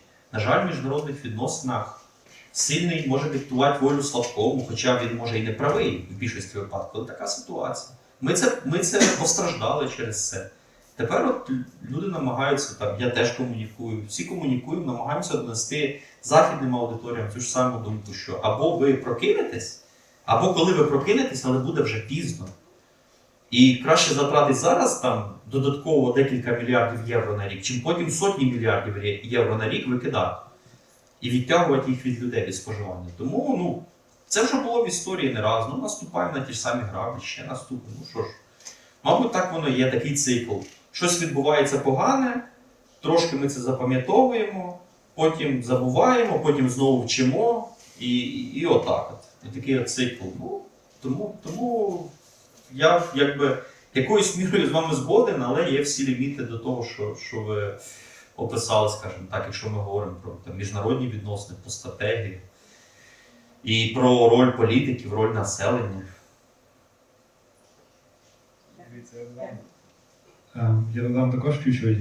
То, що ви запитали про те, що ми проїхали 46 міст. Ми насправді їхали тих 46 міст, тому що ми дуже хотіли поміняти розклад сил на виборах до Європарламенту. Якщо ви знаєте, а ви напевно знаєте, що в Європі насправді є демократичні цінності, і це якраз та війна є війна демократичних цінностей проти автократичних цінностей. І в Європі дуже поважають політики і мусять спиратися на думку своїх виборців. І вони насправді так і роблять. І ці вибори, які зараз пройшли Європейського парламенту, вони були дуже важливі з точки зору стратегічної для України. Так само є ще одні вибори, які будуть не менш важливими, які пройдуть в листопаді цього року. Це вибори президента Америки. І Європа живе з 45-го року в іншій реальності. Ви собі можете уявити, що плюс-мінус 3 нових покоління жили без війни. Це є люди, які виросли в відносно тепличних умовах, які насправді ті умови я бажаю і нашим дітям в Україні. Але, на жаль, ми живемо трошки в інших реальностях, тому що у нас є сусід, який ніколи не поважав демократичних цінностей і того, що ми відчуваємо тут, знаходячись в війні. І я дуже розумію тих людей. Вони не готові йти вмирати. Для них найважливіша цінність, в принципі, це є безпека. Коли для українців найважливіша Це цінність... безпека, споживання і комфорт. Це основні цінності постмодерного, ліберального світу. І вони в прямому конфлікті з війною і стратегією. Так. Ну, в моєму баченні я його характеризую як безпека. І так само навіть кожен європейець називає її безпека. Там, але розуміє рівень споживання і комфорт. Само собою. І чи можемо ми їх зрозуміти? Зрозуміло, що ми їх можемо зрозуміти. Це щасливе покоління, яке не мало війн, мало безпечне, красиве життя, і ми можемо хіба надихатися ними, тому що насправді я бажаю, і я думаю, що Микола теж бажає це кожній людині в Україні, кожній дитині в Україні. От. І ми мусимо з тими реальностями далі працювати. Не так просто переконувати людей, які є повністю ситі, повністю вдягнуті, і яким нема за що переживати. І є буфер територіальний. Наприклад, німці. В холодну війну оборона НАТО і оборона Німеччини – це були синоніми. Зараз для німців, ну в Австрії Австрія була нейтральною країною. Західний Берлін. А от німці це гарний кейс. В холодну війну оборона Німеччини і оборона НАТО це синоніми. Зараз оборона Німеччини і оборона НАТО це не синоніми. Вони так думають. Хоча по їхній інфраструктурі прилетить, якщо буде велика війна, тому що на Німеччину зав'язана вся логістика НАТО в Центрально-Східній Європі. Щоб зайшли війська в Польщу, вони повинні пройти через Німеччину, через німецькі порти, залізниці і так далі. І тому туди теж прилетить. Але є буфер. От Україна теж фактично була буфером, який дуже довго сприймали як даність, який не треба ні інвестувати, підтримувати мінімум. А потім сталося те, що сталося. Ось. Але трошки ще перед Німеччиною ще ж Польща є, як то кажуть. От, там, країни Балтії. Можна ще трошки розслабитися, трошки посидіти спокійно, поки війна постукається. Хоча вона стукається, може, тепер не треба фізично прийти на кордон, щоб вражати території. Є ракети, є безпілотники, є кібероперації різні і так далі. І це проблема. Так, це проблема. Сучасне, ліберальне, постмодерне суспільство і війна, і стратегія знаходяться в конфлікті. І от зараз Європа і Захід, вони змушені виходити з зони комфорту, в якій вони жили, особливо в останні 25 років між падінням Берлінського муру і окупацією Криму. Це 25 років кінця історії, де війн нема, є торгівля, там, вільний обіг людей, капіталів, ідей, все красиво, класно, тільки... Ну, є інша сторона глобалізації. Росія теж використала це все для того, щоб піковий період слабкості пройти. І да, є інформацію, можна ж не лише впливати «Голос Америки», Радіо Свобода, Радянський Союз, але й російські тролі можуть впливати на вибори багато де. І, да. Вони навчилися все використовувати з цього. І все, і це проблема. І тепер треба виходити з зони комфорту. Ви 25 років, особливо, наприклад, якщо беремо там, покоління моє в Західній Європі, я народився в 93-му році. Ці люди сприймають безпеку як даність. Безпеку в розумінні комфорт і споживання. Не про якась реальність бомб там і війни немає. І тепер треба виходити з цього всього. Це дуже важко. Це нагадує те, як жінка народжує дитину. Вона ж її народжує в муках. Вона ж не радіє, коли вона народжує. Вона плаче, їй боляче. І тепер Україна своїм спротивом, я вам скажу більше, наш спротив – це джерело дискомфорту не лише для Росії, тут все понятно. Ми руйнуємо їхні міфи про велику державу, імперію, вони краса. Наш спротив, те, що ми досі чинимо спротив, таким спротивом, це дискомфорт для Європи, для Америки. Вже давно всі договорилися. Власне, всі договорилися. Це був період Януковича, мовно кажучи. Тільки потім Росія зруйнувала це все своїми діями. По-дурному зруйнувала. Вже договорилися про все. Там, будували і потоки, і все було нормально, все було добре. Потім Росія трошки це все порушила, і Україна своїм спротивом не залишає іншого варіанту, як допомагати, бо потім буде не комільфо взагалі. Що 1-2% світового ВВП диктує свою волю в решті світу. Ну, теж таке питання. Тому якось так. От. Ми все, геополітичні канікули завершились, кінець історії завершився. Ми знову в тому періоді, коли війна, підготовка до війни, воєнні питання, стратегія знову на порядку денному. І або Захід навчиться цьому всьому і знову дасть урок ревізіоністам, які там намагаються щось просувати, або ми живемо тоді в цікавому світі, дуже цікавому світі. Дивіться, і до чого я вів? Все дуже правильно підмічено. Я вам наведу приклад. Країна Бельгія. В Бельгії знаходиться, по суті, основний офіс Європарламенту. І коли ти їдеш до нього, ти бачиш мережу заправок Лукойл. Це країна, в якій насправді виходять в світ санкції. І в ній працює, напевно, ймовірно, має бути підсанкційна мережа заправок Лукойл. І це є та безпека, про яку говориться. Це ізоляціоністство. Да, це ще одна проблема, коли капіталізм і безпека можуть бути в конфлікті. І це не лише про там, Росію і Захід, це і про Китай і Захід. Є конфлікт між вільною торгівлею і геополітикою. Якщо ти вільну торгівлю робиш із державою, яка може потім це все повернути проти тебе, ну, маємо, що маємо. Захід, вигравши холодну війну, зростив собі ще більшу проблему, ніж Радянський Союз. Те, що в нас відбувається зараз, це такий проксі-конфлікт зараз. А питання стоїть ще більше, що буде в Тайванській протоці, що буде в Східній Азії, які уроки для себе китайці винесли. Ну, ось, бо хочеться китайську мрію реалізувати, яка про те, щоб об'єднати Китай і Тайвань підкорити. А якщо це станеться, ой, буде цікаво. От, тому, так, да, є багато. Ну, це об'єктивно, це нормально. Ми люди, ми генеруємо такі системи, які на певному етапі формують протиріччя. І ти або ці протиріччя вирішуєш і колись виходиш на нові протиріччя, або буде щось погане. І от, да, ми маємо низку от таких протиріч. Одне з них це сучасне західне постліберальне демократичне суспільство, з іншого війна і стратегія. Інше це геополітика і вільна торгівля. Вони теж можуть бути в конфлікті, фактично. Захід своїми ж руками створив собі останні 30 років противників. Прийняв немиту Росію голодну, бідну, на грані краху, нагодував її, допоміг відновитися, щоб вона через 30 років таки викинула фортек. Тому і треба було моніторити, що там відбувається, і передбачати. А хтось і моніторив. Ви розумієте, в чому штука? Хотіли, Що... щоб у них була змінність, була демократія і змінялася влада. Знаєте, кожні 4 роки. Хотіли ж. Дивіться, от так як було сказано, 30 років вже воно функціонує. Коли 30 років до того ми не могли з Миколою моніторити, тому що ми тоді якби плюс-мінус народилися. Були інші люди, насправді... Які вірили в інші ідеї, що можна за рахунок торгівлі робити зміни. В німців є ця теорія, як там зміни через торгівлю, реформи через торгівлю. Ну, торгівля пройшла, реформ не пройшло.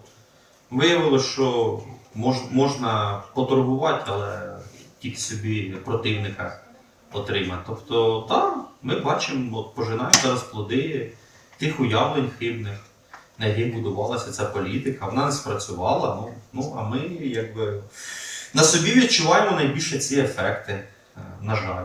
Така от реальність. Спочатку Чечня. Взагалі, ви зрозумієте історію. З 45-го року, 1945 року в Європі, в Європейському Союзі, в Америці не було апріорі сильних політиків, якби сильних особистостей. До завершення Другої світової війни вони були, завжди історично були люди в певних точках світу, які були авторитетами, доволі великими на локальній або на глобальній арені. З 45-го року складно назвати таких політиків. Хто був? Якщо ви можете назвати, назвіть. Якщо в Німеччині була Ангела Меркель, ви маєте розуміти, що Ангела Меркель то була та людина, яка своїми діями насправді і виростила Путіна. І його вплив на суспільство в Європі. Путін, окей, він став доволі сильним. Ми мусимо бути свідомі, що з точки зору розуміння європейців вони вважають Путіна сильним політиком. І так насправді вони і вважають. А більше не було. Хто в Франції був останні 80 років? Якщо ви назвете хоч одне прізвище, то ви молодець. Коль був, ветеран теж такий. От зараз Макрон пробував показати, що він політик високої ланки. Чи йому то вийшло, чи вийде, це тяжке питання. В Німеччині ми зараз маємо канцлера Олафа Шольца. Він теж не є надзвичайно сильним. І так само в кожній країні. Горбачов, Тетчер. І така реальність. І я їх дуже добре розумію. Вони хочуть жити в комфорті, вони хочуть жити в безпеці, вони хочуть мати все, що вони мали, і нічого не змінюватись. Це нормально для будь-якої людини. Найгірше з того всього, що ми, люди, не вчимося з помилок попередніх поколінь. І це є, буде повторюватися, і таке є наше майбутнє, на жаль. І зараз є можливість або мінятися, або поглинати ті самі плоди тої історії, яку ми вже знаємо насправді. Oh, okay. In English for everyone. Thanks for your report. And my question is, if we don't take nuclear weapon into account, what else Western countries and USA afraid of? Or this is the only reason? Of course, on the one hand, we are provided with some support and weapons, but on the other hand, this is enough. This isn't enough. Why is so? Well, So, is it the only reason? the role of nuclear weaponry, impact of nuclear weaponry is the major explanation why this war evolved the way it evolved. But for sure there are other reasons. The major one, as a rational, some people are discussing, is that let's imagine that Russia lose this war and then break up. Break up into several. Yeah, and people don't want to have a disorder. If it's like disorder versus autocratic order, they would choose autocratic order, because the order is the most important. See, autocratic or not is not important. So yeah, there are another like rational logic some people provide. So we are so afraid that if Russia loses decisively, it's not only about nuclear weaponry employment, breaching nuclear taboo, and all other things. So it might collapse, and then we have a lot of problems, instability, and so on. So yeah, that's a major problem was a major problem, I would say, for Ukraine, because people want to have autocratic stability versus instability.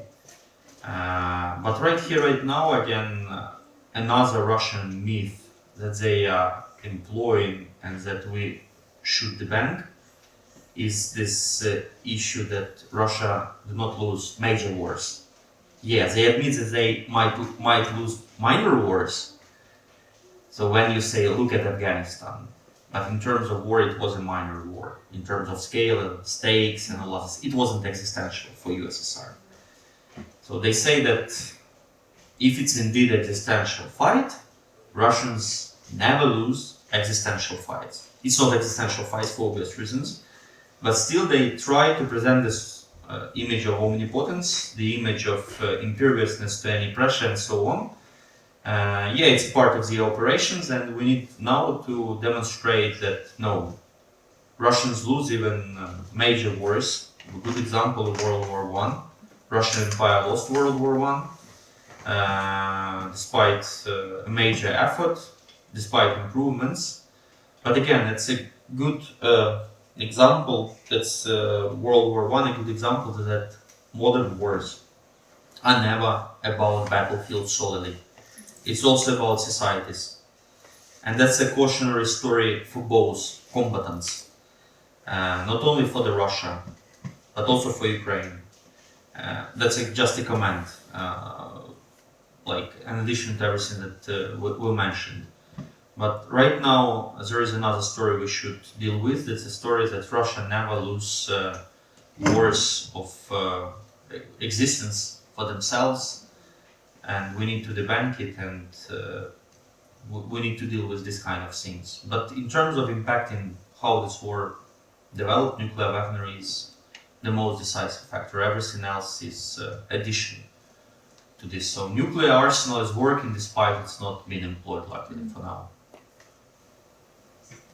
And about Russian propaganda, we know it is really good, and where it is better or stronger in Russia or in the Western world? There are a number of different audiences for Russian propaganda. One is their own population, another is Ukraine, Western countries, and so-called non-aligned countries of Global South, this neutral. So there are 4 different audiences which require different messages. And I would say that in so-called Global South it's quite persuasive, unfortunately, and is working to some extent. Maybe not to the extent Russia wants. So they want to receive as much support as possible, proactive support, not only like by standing or buying just their oil, gas, but also like financial assistance, also subcomponents or other things.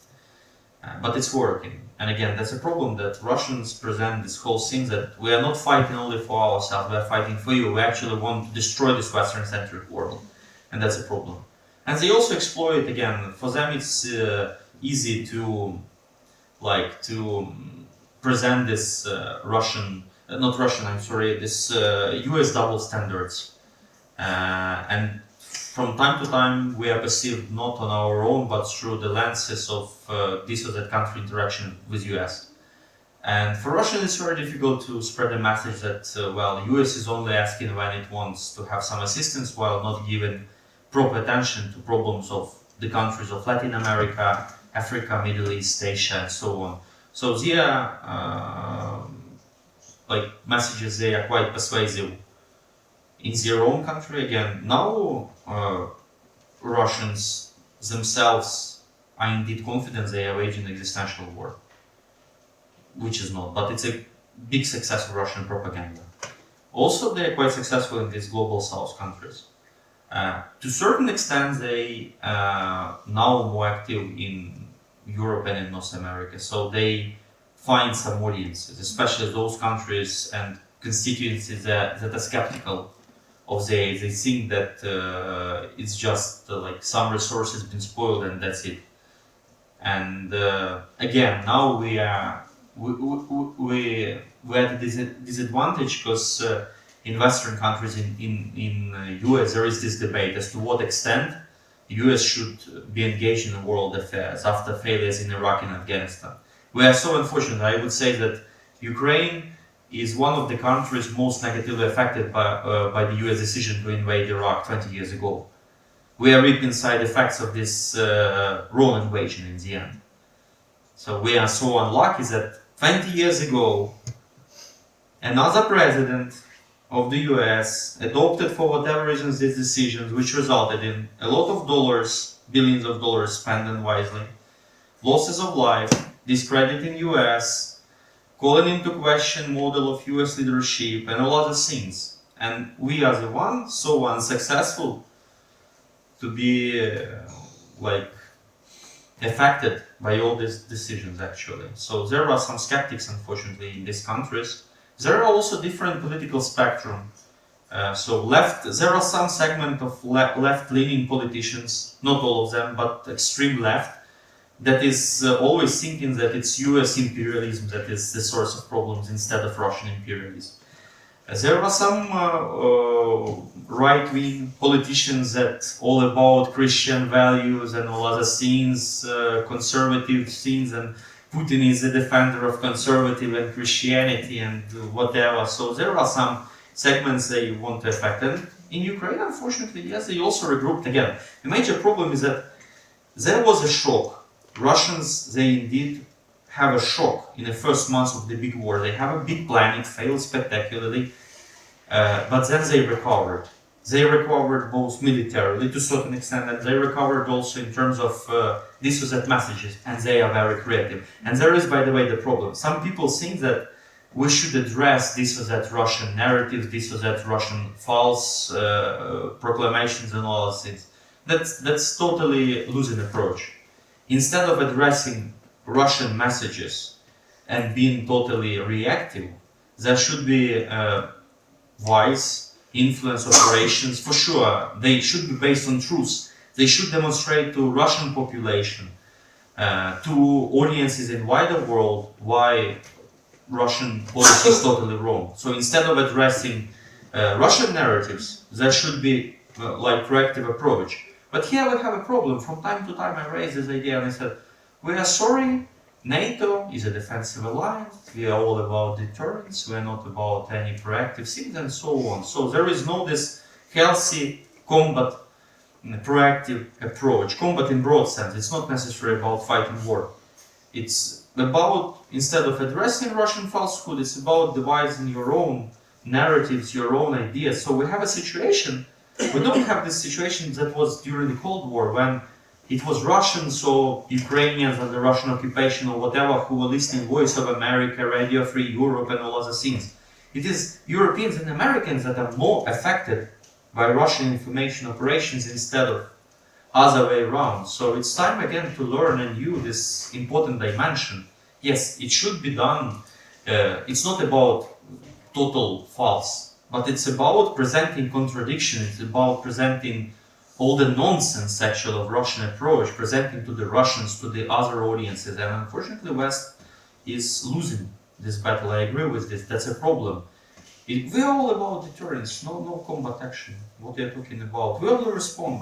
We do not create a situation that make your enemy to switch to defense instead of doing offensive action. So yes, we have this situation when Russians are not able to do a classic offensive on the ground, but they switched 100% to offensive action in information domain, and it's working. In third countries, third world so-called, in Russia, and also to a certain extent both in Western countries and in Ukraine. Again, unfortunately. Thank you, first of all, it's very interesting. And just wanted to comment still on the previous topic about how people here don't really understand the implications of the war. Like I personally heard some questions or reactions that made me kind of shocked. Like for example, what even is a country? A question which is a very broad and you can go like in the philosophical directions and dimensions of this like country notion and concept, or some people are just angry at the fact of how much support Ukraine gets out of the wars that have happened since the World War II, for example. And I think it's also like about how people are used to this peace, like here. On one hand, it's great, and it's great that their generations like are used to this environment. But on the other hand, I think it's a disadvantage because people tend to forget, and they are used, and they just take this peace for granted. And at the same time, when we are talking about like security, what is this concept about? Like, I think there are also several dimensions, like just not having rockets or missiles like flying over your head, or not having anyone like invading your territory. But on the other hand, it's also about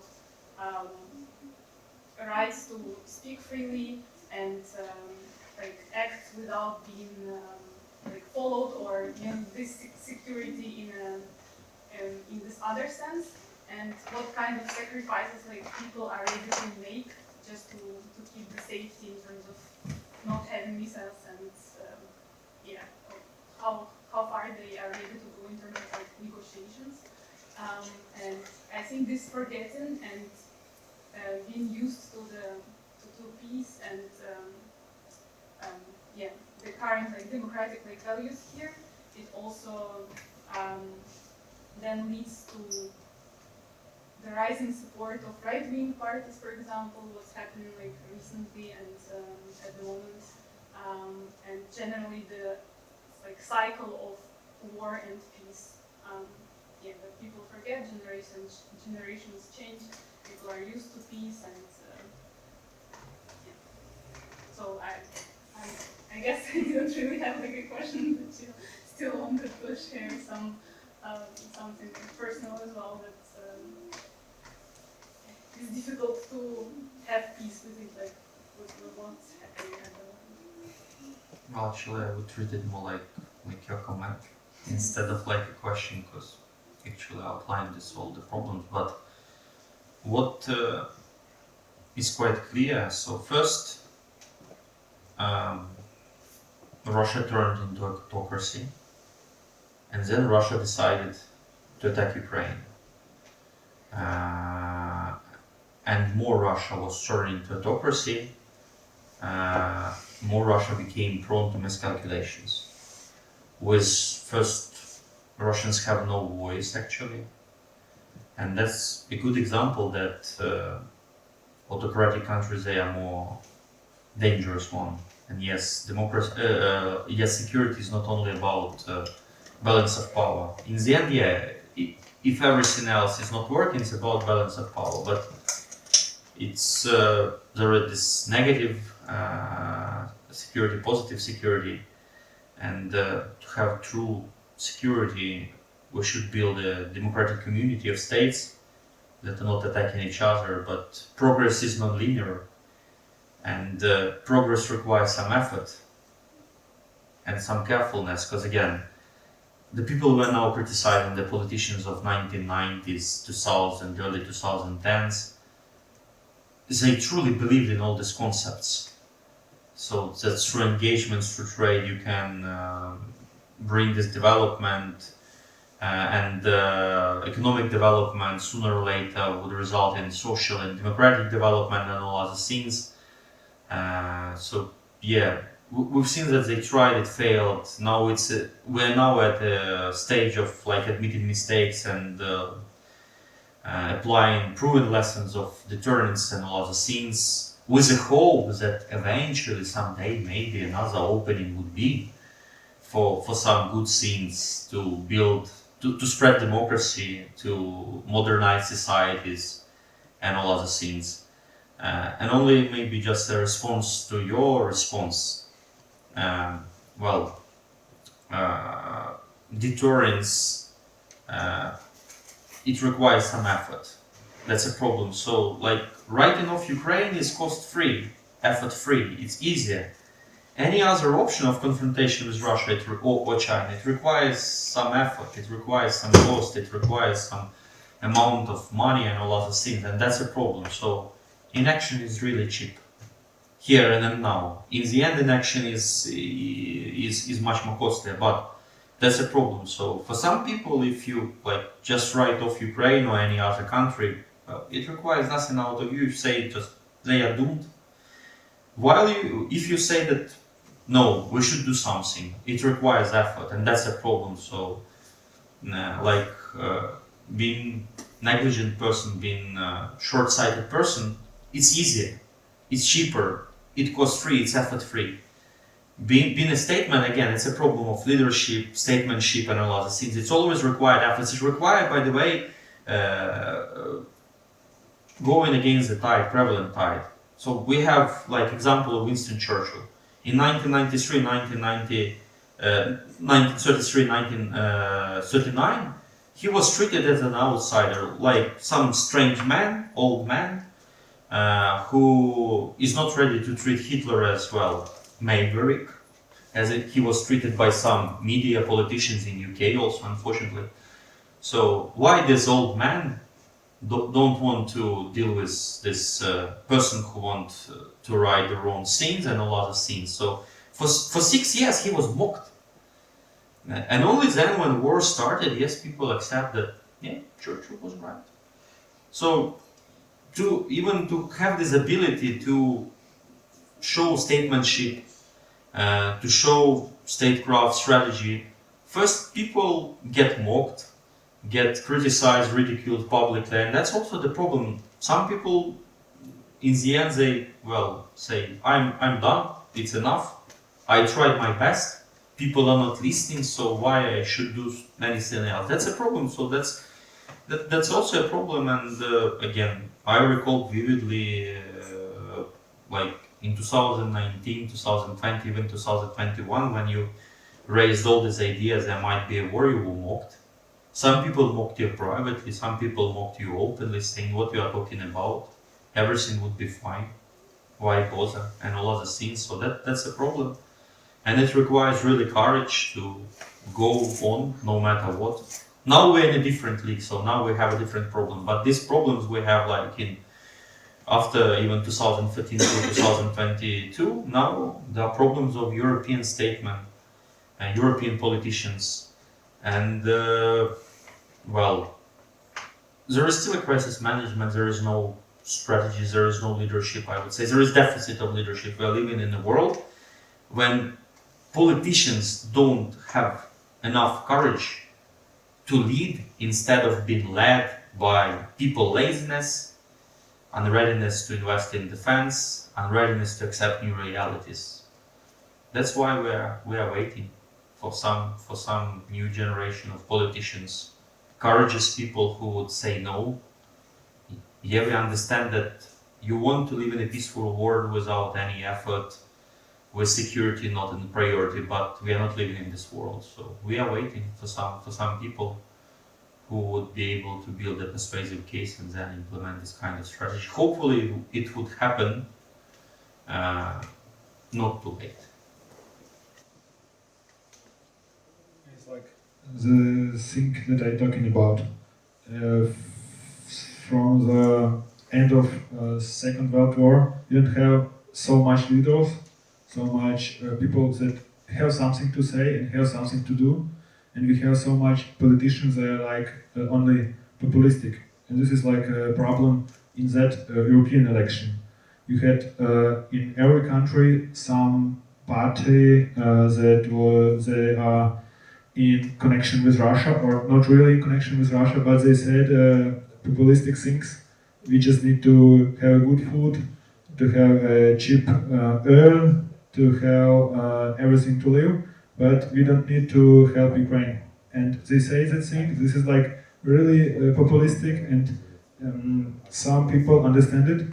I think not some people, everyone understand it, because another politicians don't want to make a difference, because they need to say the same thing, because it's not a populistic. If they will speak about Ukraine, they just lose this election, and after that they cannot handle. This is like a main problem now. That's another problem. Electoral democracy is a great mechanism, but it has downside with regards to strategy. Strategy is long-term thing. It's more than average 4 or 5 years of electoral office. And that's a problem. So people think about 4 years, 5 years cycle. Winning next election, that's it. Instead of thinking like 5, 10 years. That's also a problem. 500. So 500 is too much. Like We are not that smart. That's a myth of Chinese being so big strategies and so on. We'll see that.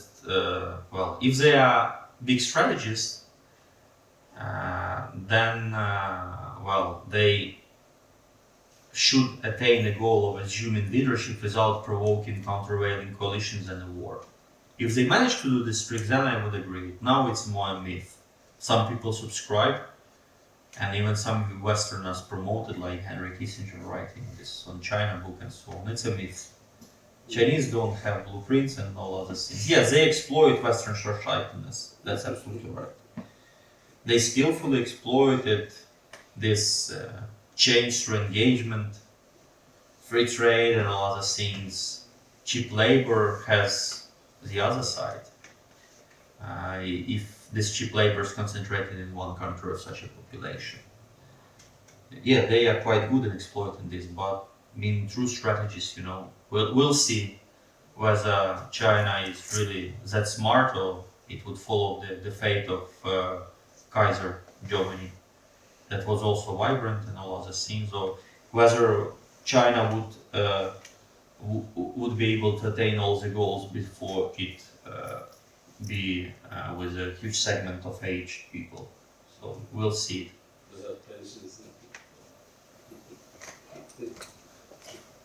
Yes, Mikola, one question about the NATO.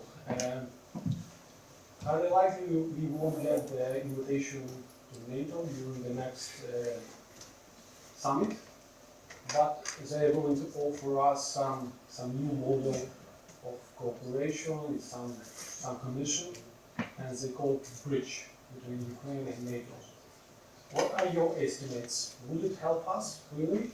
Would it speed a little bit the weaponry supply, or it helps us it will be some substantial help for Ukraine. Will we see some changes when it happens? Well, Ukraine in such a situation when we accept everything we have suggested, even though these suggested things are not the things we want most. So with regards to Ukraine-NATO cooperation, we have differences of expectations. We want to have a full-fledged membership as soon as possible for obvious reasons. Because otherwise it means that risk and cost of confronting Russia disproportionately are borne by Ukraine, especially Ukrainian society, Ukrainian state. For NATO, especially for countries like US and Germany, to have a partnership model with Ukraine, improved partnership model with Ukraine is enough.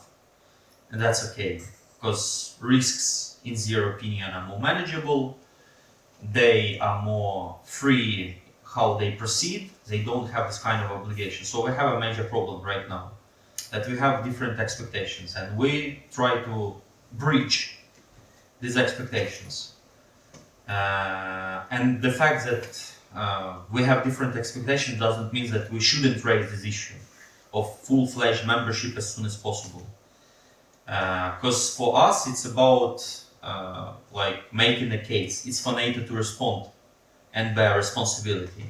Yes, they might not be ready now to admit us, but in meantime they look for other options, how to demonstrate that they support Ukraine. That's why we have this idea of 100 billion package and all other things. But again, in case of Ukraine-NATO relationship through the lenses of Western countries, not from the lenses of Ukraine, we see a very vivid example of our partners which want to preserve as much freedom as possible, to take as least commitment as possible, and that's a good case, good evidence that unfortunately international relations, they are not a charity.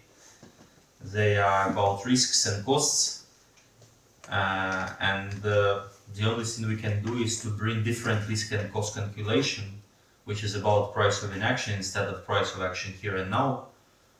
But in meantime, we see this difference of expectations, and unfortunately, as far as I understand, some of the countries that sign bilateral agreements with us, like Germany, like US, these security commitment agreements, they want in the end to see it as a substitute of Ukraine full-fledged NATO membership, unfortunately.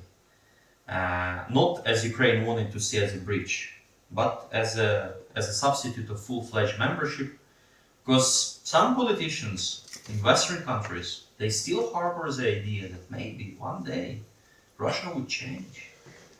And we need to have a pathway, we need to have this small window of opportunity to negotiate with Russia, to deal with Russia, and to start new opening. And if we cut all the bridges with accepting Ukraine into NATO, then there would be no this opening and all other things. So that's why we're in a very difficult situation, unfortunately. We do our best. That's not the case when Ukraine doesn't want to receive more. It's the case when our partners are not ready to give more.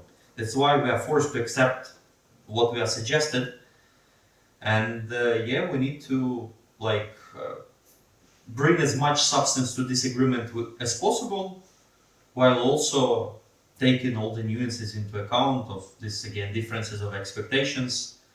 Maybe some of our partners harboring the idea that some opportunity to dialogue with Russia should be left, and not to cut all the links, all the opportunities. And for sure, NATO membership would be a radical step for some politicians to accept. And also we see that they manage risks, they manage costs in the way they seem proper. It's not right, but we deal in this situation as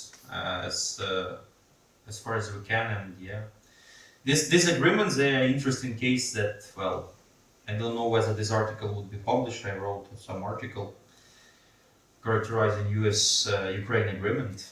All these agreements, it's not only US-Ukraine agreements, they bear the seeds of two scenarios. One scenario is a truly bridgehead to NATO.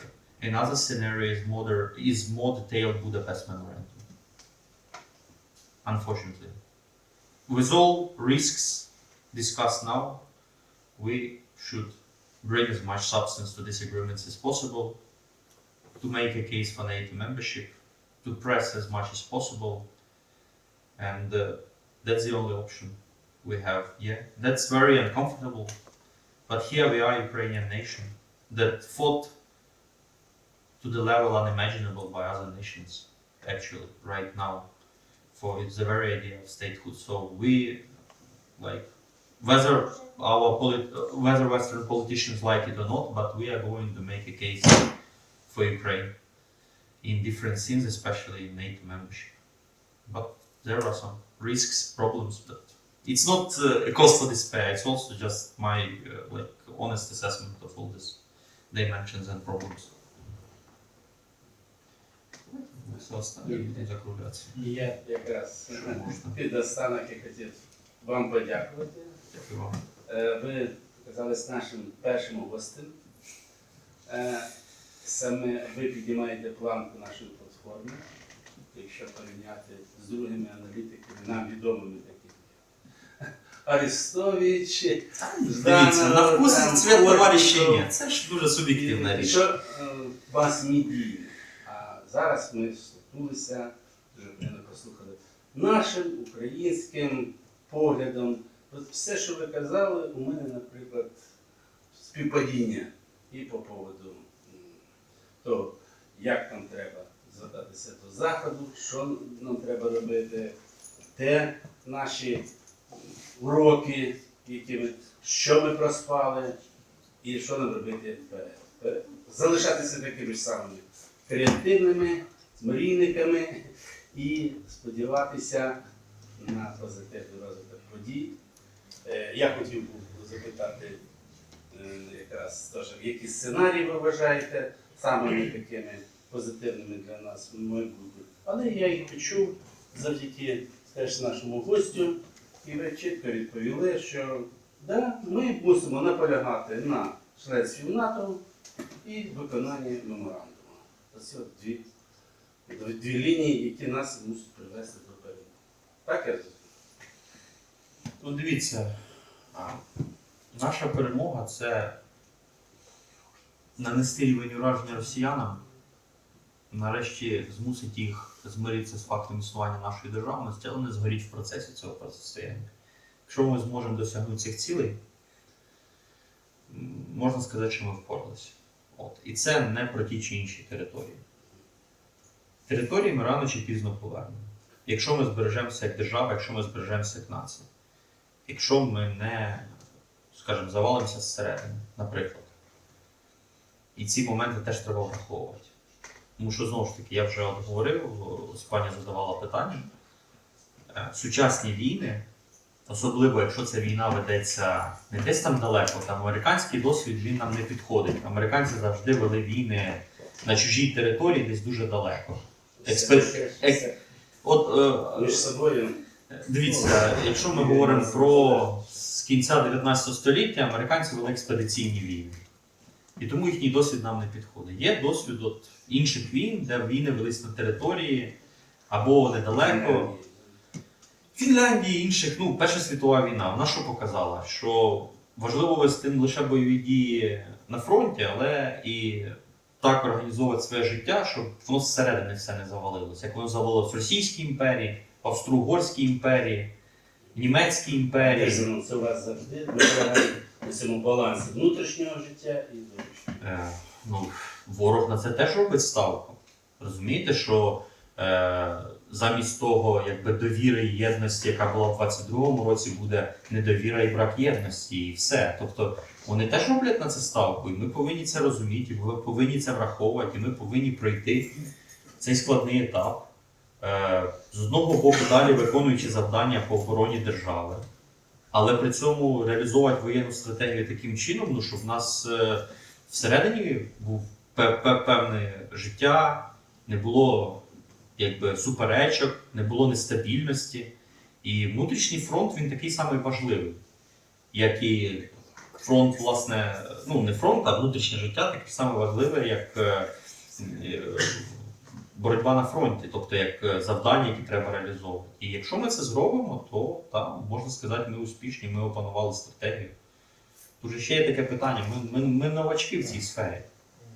Ми з точки зору стратегії, вміння робити стратегію, ми дуже молода нація. Тобто так, ми існуємо дуже давно, питань нема. Ми, як і більшість центральноєвропейських націй, ми там продукт модерну кінця 19-го, початку 20-го століття. Ось. Але з точки зору організовувати це все і реалізовувати на практиці, ми молоді. Ну, тобто є от старі нації, вони забули все, навчились, потім забули успішно, зараз вчаться по-новому, ми просто вчимося. І якщо ми зможемо реалізувати ці завдання, то да, можна сказати, ми молодці, ми справились, ми якби відбулися як нація в цьому сенсі. Окрім того, що ми збереглися, ми ще відбулися. І там ви згадали фінів. У фінів була своя лінія, вони її гнули в тих обставинах, які вони опинились, і вони за 80 років змогли переграти дуже важкі результати Другої І світової можливо війни. повернуть всі. А для чого вони їм потрібні? Ну що їм та Війпурі дасть? Та що їм та Війпурі дасть? Ну для чого вони? Розумієте? Це проблема Російської Федерації, що вона велич через якісь там території або цих рабів рахує. Нормальні держави велич давно вже рахують рівнем життя, економічного, соціального розвитку. І для чого їм те Війпурі? Вони прекрасно показали, вибачте, росіянам середній палець, як вони за 80 років, вони 80 років назад були на грані краху. Радянський Союз готувався диктувати їм умови миру, які б там включно з зміною уряду і комуністичним урядом. А вони змогли пропетляти в гірших умовах. Навіть за 5 років після війни. Ну так, да, і в 48-му році вони ще намагалися, абсолютно, абсолютно. От, а вони пропетляли і показали москалям середній палець. І все. І зараз Фінляндія себе почуває найкраще за всі роки з відновлення державності в 1917 році. Ну, це не означає, що фінські рецепти нам підходять, вони нам не підходять. Але це означає те, що ми можемо чимось надихатися, ми повинні. Ну, ми щось варті. Ну, вибачте, це буде смішно, якщо нація, в якої там 40 мільйонів людей мінімум не змогла зорганізуватися, не змогла якось це все зробити так, щоб, ну це позор. Вибачте на слово. І це, якби, виходить, а для чого тоді всі ці люди жертвували своїм життям з 14 року, з 22-го року. Тому ми повинні зібратися, ми повинні, розуміючи всі виклики і проблеми, поставити собі цілі, їх зреалізувати, дійти. І все це в наших силах. І після цього ми вже здобудемо такий рівень впевненості в собі, що ніякі москалі вже його не переб'ють ніколи. Зараз ми от... Туди спотягнуться, і Білгород, Так, ну, і Кубань. і це ще може бути, до речі, проблема. Нам потрібні будуть люди. Робоча сила, да, може ще й таке буде, до речі. Багатьом українцям важко це буде приймати. Що от прийдеться, ну, вибирайте, або москалі, або хтось із Близького Сходу, чи з Африки. Кого ви виберете? Теж питання. Ну це вже інше, ми колись до цього Зараз доживемо. пакистанці приїжджають. Ну, от, і все. Тому, але це ми доживемо до цього ще. Нам зараз головне це, якби, ми відчуваємо зараз проблеми. Ми розуміємо, що да, не буде так легко, як здавалось в 22-му році. Ми ковтнули такий оцей ковток впевненості в 22-му році в собі, вперше за всю нашу історію. Зараз нас трошки бракує цього, але нічого, зберемося, зробимо. У нас немає іншого варіанту. І 2015 теж ми тоді звільняли території, йшли. Знову ж таки, головна емансипація, яка повинна відбутися, звільнення, вона тут. Все інше вже потім похідне. І в наших жінках. Перепрошую. І в наших жінках. Та наші жінки, мені здається, доволі емансиповані і Ні, мають права, і це прекрасно. А це, до речі, ще одна проблема. Народжуваність маленька, в постіндустріальних суспільствах. Щось треба з цим робити. Ну, це вже інша проблема. Давайте закінчуємо, бо я вже втомився. Okay, I just want to say thank you, and as the last one, I just need to ask you a thing. You just spoke about it on English and in Ukrainian, about the next generation and about people from that regions, from Kuban and so on. And I have the question about the people in Lugansk, Donetsk Oblast, the places that Russia occupied. Now we are in 11th year of war, and children that was in 2014, children, they just go to school, they learned 10 years that Ukraine is enemy, that we are Nazis, that we are not a good people because they was in Russia. And now we have the situation. We want to take the territories back, but the people that grown up, they are another one. Because they was children when Russia came, and now they are 18 years old men. They want to fight against Ukraine and they want to kill us. So what shall we do? Well, now we are not in position, post-conflict development, it's the next stage. Now we are a little bit too far for me, and now our role is just to live through this difficult period,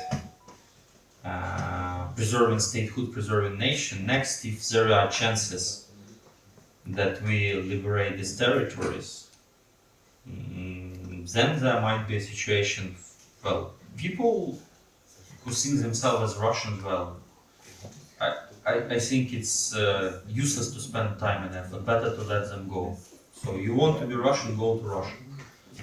If you want to stay in Ukraine and be Ukrainian, and you didn't commit anything wrong, stay in Ukraine and be Ukrainian, for sure there will be some period. But right here, right now, we are a little bit too ambitious when we're talking about post-conflict and all other things and people who live there. But if you imagine the situation, let's imagine the situation, we are so lucky that we have only the problem of post-conflict development and reconciliation and all other things with these territories. Well, some segment just leave. So I don't know what is the proportion, maybe 20-30%. Some people, I guess they still harbor some Ukrainian sentiments, and for them it would be not that difficult to quickly turn to another life under Ukraine and Ukrainian law. And majority of people, they are like, they are following the tendencies. So now it's now it's now it's Russian regime, so they try to live under these conditions. If it's Ukrainian authorities, they would live under Ukrainian authorities, and that's it. So I think that, well, it would be some problem, would require some effort. Some people would never accept that they are Ukrainians and would be ready to leave and let them go. But now, again, it's the couple of... we are deciding the problems that now we do not face, and I would be glad that in the next couple of years we will face this problem. Now we need to preserve our statehood, preserve our nation, while inflicting the maximum damage on Russia. Okay, how long do we need to live in war? Well, war in itself has the seeds of its own destruction, so war can't go on indefinitely. Though Russia tried to present itself as being able to wage war continuously, so sooner or later this intensity of warfare is going to decrease. What happened next, I don't know. So we need to live to this period when this intensity will decrease, because such losses Russia can't ensure indefinitely and compensate indefinitely. So our goal is to get to this moment